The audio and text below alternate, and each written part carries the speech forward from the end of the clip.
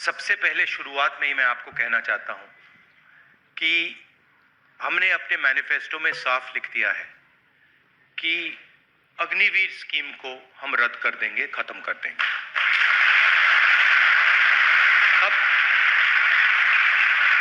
मैं जानता हूं कि आप ताली बजा रहे हो, बट आपका नुकसान तो हो गया है। एक प्रकार से आपको तो चोट लग गई है और आपने एक सपना देखा था, आर्मी में जाने का सपना देखा था, देशभक्ति का सपना था। वो सपना अभी पूरा नहीं हुआ है। तो मेरी सोच है, जो 1,50,000 हमारे युवा हैं जिन्होंने आर्मी की पूरी प्रोसेस कंप्लीट की थी, अपनी जिंदगी के साल दिए, रनिंग की, वेट ट्रेनिंग की, अपनी स्ट्रेंथ बढ़ाई, उनको कोई ना कोई कॉम्पनसेशन तो मिलना ही चाहिए, कोई ना कोई रास्ता उनके लिए निकलना चाहिए। तो ये अब वो क्या रास्ता होगा, वो सरकार में आने के बाद हम उसको थोड़ा एनालाइज करेंगे। मगर मेरी सोच है कि ये जो 1,50,000 युवा हैं जिनको आर्मी ने एक्सेप्ट किया था, इनको कोई ना कोई कॉम्पनसेशन तो मिलनी ही पड़ेगी। देखिए, अग्निवीर स्कीम जो है वो एक्चुअली इंडियन आर्मी का स्कीम नहीं है।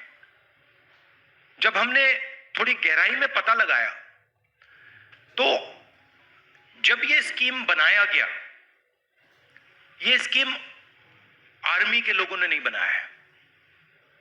जैसे नोटबंदी हुई थी, जहां फाइनेंस मिनिस्टर से नहीं पूछा गया, आरबीआई से नहीं पूछा गया, सीधा बाईपास कर दिया गया, पूरा सिस्टम बाईपास कर दिया गया।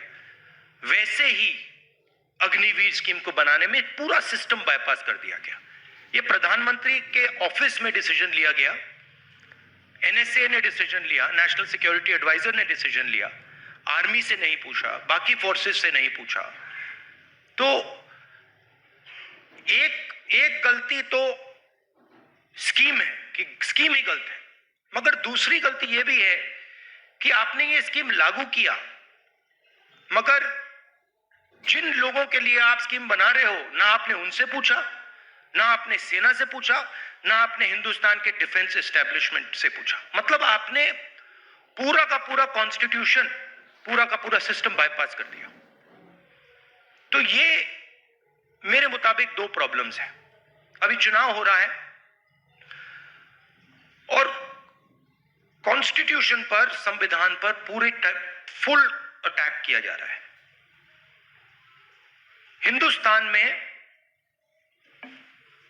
15% दलितों की आबादी है, ठीक है? 8% आदिवासियों की है। आप जानते हो पिछड़े वर्ग के कितने लोग हैं हिंदुस्तान में? यहां पे पिछड़े वर्ग के लोग हैं ना, है ना? आप जानते हो आपकी आबादी कितनी है?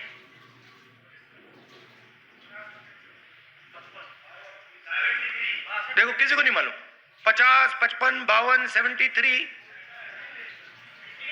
85, 76, 64, मतलब जो भी नंबर निकालने निकाल लो। बट ये बहुत बड़ी प्रॉब्लम है, क्योंकि दलितों को मालूम है, आदिवासियों को मालूम है, मगर जो हिंदुस्तान का सबसे बड़ा वर्ग है, जो इस देश को बनाता है, चलाता है, उसको यही नहीं मालूम उसकी आबादी कितनी है। अब आप कहोगे तो क्या हुआ? जवाब देता हूं। आप नेशनल मीडिया देखिए, नेशनल मीडिया पूरा नैरेटिव बनाता है। मीडिया में आपको अग्निवीर के बारे में तो कुछ नहीं दिख रहा ना। मीडिया में आता है अग्निवीर? कहीं नहीं आता ना। 1,50,000 लोगों का नुकसान हुआ है, मगर कहीं नहीं आता। आपको मालूम है क्यों नहीं आता है? मीडिया आपका नहीं है। मीडिया में ना एक दलित है, ना एक आदिवासी है, ना एक पिछड़े वर्ग का व्यक्ति है, ना एक गरीब जनरल कास्ट का व्यक्ति है। 2-3% का मीडिया है, और जो हिंदुस्तान के बड़े बड़े अरबपति चाहते हैं वो मीडिया में आता है। तो मीडिया में आपकी कोई भागीदारी नहीं है, इसलिए आपकी आवाज कोई नहीं सुन रहा, आपका उसमें कोई है ही नहीं। कॉर्पोरेट इंडिया को देखिए, 200 सबसे बड़ी कंपनियां, जहां आप शायद जॉब ढूंढने की कोशिश करोगे, उनकी लिस्ट निकालिए, उनके मालिकों की लिस्ट निकालिए, उनमें आपको एक पिछड़ा नहीं मिलेगा, एक दलित नहीं मिलेगा, एक आदिवासी नहीं मिलेगा, एक गरीब जनरल कास्ट का नहीं मिलेगा। अरबों रुपए उनको दिए जाते हैं, 16 लाख करोड़ रुपए उनका कर्जा माफ किया गया है। आप जीएसटी देते हो ना, जीएसटी देते हो ना। ये आपने शर्ट पहनी है, कितने की खरीदी आपने? हाँ, ये आप 28% जीएसटी। आप ज्यादा जीएसटी देते हो, अदानी ज्यादा देता है? जितनी आप देते हो उतनी वो देता है। अगर वो शर्ट खरीदेगा, आप 28 दोगे तो वो भी 28 देगा, आप भी 28 दोगे। जीएसटी एक जैसे दे रहे हो, पूरा का पूरा पैसा उनको जा रहा है, आपको 1 रुपया नहीं। आपका कभी कर्जा माफ हुआ है? कभी नहीं। आपके पिता का कर्जा माफ हुआ है? आपके किसी रिश्तेदार का कर्जा माफ हुआ है? नहीं। अदानी जी का 22 अरबपतियों का 16 लाख करोड़ रुपया माफ हुआ है। 16 लाख मतलब, बात समझो, 24 साल का मनरेगा का पैसा उनका माफ हुआ है। अब मैं ये सवाल पूछ रहा हूं कि अगर उनका हो सकता है तो ये जो युवा हैं, जो अग्निवीर के लिए मतलब लाइन लगा रहे हैं, सेना में जाने के लिए लाइन लगा रहे हैं, या शिक्षा में कॉलेज यूनिवर्सिटी में पढ़ रहे हैं, उनका क्यों नहीं हो रहा? मतलब आपकी क्या गलती है? आपने क्या किया? क्यों? क्योंकि आपकी भागीदारी नहीं है। आप ना मीडिया में हो, ना कॉर्पोरेट इंडिया में हो, ना स्कूल कॉलेजेस चलाते हो, ना सरकारें चलाते हो। आपको वो फोन दे देते हैं। इंस्टाग्राम यूज करते हो आप लोग? देखते हो ना इंस्टाग्राम? आप लोग इंस्टाग्राम पे हो, रील देख रहे हो, रील देखने से पैसा तो नहीं बन रहा ना, खर्च हो रहा है ना। तो ये मेन मुद्दा है हिंदुस्तान में कि ये जो 90% लोग हैं, इनकी भागीदारी कितनी है? अगर कर्जा माफ हो रहा है तो 90% का कितना हो रहा है? सरकार को 90 अफसर चलाते हैं, हिंदुस्तान की सरकार को नरेंद्र मोदी जी साइन करते हैं। 90 आईएएस अफसर हिंदुस्तान की सरकार को चलाते हैं। फाइनेंस मिनिस्ट्री में है, डिफेंस मिनिस्ट्री में है। अग्निवीर का निर्णय उन्होंने लिया है। नरेंद्र मोदी जी ने अग्निवीर का डिसीजन सोचा और उन्होंने एक्शन किया। पूरा स्ट्रक्चर उन्होंने बनाया, कितने पैसे मिलेंगे, कितने सालों के लिए होगा, ये पूरा उन्होंने बनाया। 90 हैं, 90 में से 3 पिछड़े वर्ग के हैं, और उनको पीछे किसी छोटे से डिपार्टमेंट में बैठा रखा है। फाइनेंस मिनिस्ट्री में कोई नहीं है, डिफेंस मिनिस्ट्री में कोई नहीं है, बड़ी बड़े मंत्रालयों में कोई नहीं है। 3 दलित, 3 ओबीसी, 1 आदिवासी। और अगर आप बजट को देखेंगे तो अगर हिंदुस्तान की सरकार 100 रुपए खर्च करती है तो जो 90% आबादी वाले हैं वो 6 रुपए 10 पैसे का निर्णय लेते हैं। पहले पब्लिक सेक्टर हुआ करता था, आर्मी हुआ करती थी, ये सारे के सारे रास्ते बंद किए जा रहे हैं। पहले ओबीसी को, दलित को, गरीब जनरल कास्ट को पब्लिक सेक्टर में नौकरी मिल जाती थी, सेना में जा सकते थे,